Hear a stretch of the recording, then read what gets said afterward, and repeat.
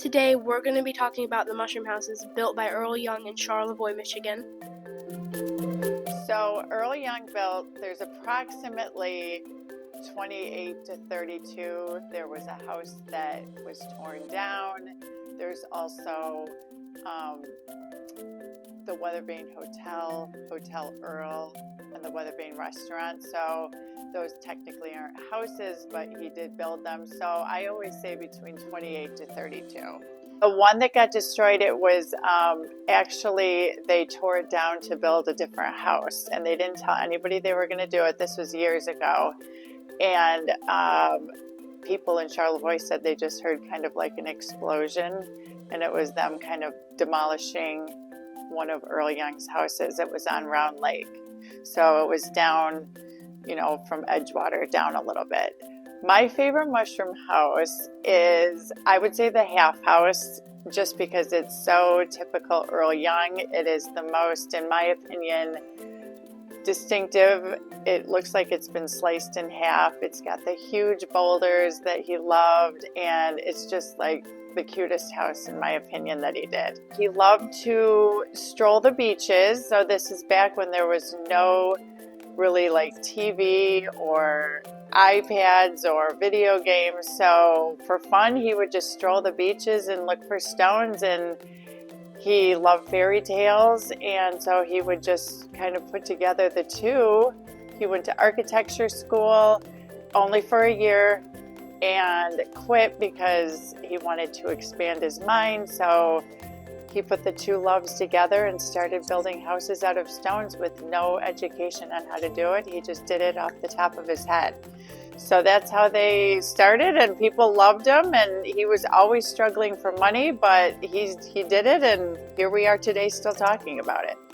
There's like a fan favorite, which is probably the thatch house. Now the thatch house, he didn't do the roof on it. So even though it's everybody's favorite, that was the very first house he built, but they redid it so much to make it so exciting with the thatching, but it's technically not his design. So I always say probably the most famous is the actual mushroom house, which is right by the library. It's on Clinton Street, and it is the one that looks like a mushroom. It's got the roof that has the mushroom look to it.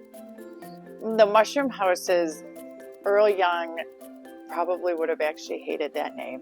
He would have probably wanted them called Earl Young houses. They just got nicknamed that after he did the one that looks like a mushroom. Somebody started calling them mushroom houses, and it stuck. So I don't think he would have liked the name, but they are called mushroom houses because he did one to look like a mushroom. He went to school for architecture, so he loved architecture. He actually traveled like around the world, which was not really done back then as much as it is now, where people like go backpacking and things like that. But so when he was young, he traveled and just loved like seeing worldly architecture. So he did go to school for it, but then quit, like I was saying before. And then he loved stones and fairy tales and just wanted to build these like fairy tale houses that fit in with nature. That was his big thing. He wanted everything to fit in and look like it's always been there. So I think when he first started, people probably mocked him and said that he was crazy for doing it. But the more he did, and he kept with it, even though people were probably saying he was never, what was he doing? He was never going to amount to anything by doing these crazy houses.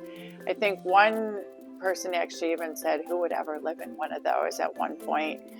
So, but the more he did them, the more people appreciated it. And so they just ended up growing and growing in popularity. But it's probably only since PBS did a documentary about his houses, and I think that was in 2012 maybe, but that kind of exploded them and got people talking about him even more and more. So it's only been recent since they really became super popular.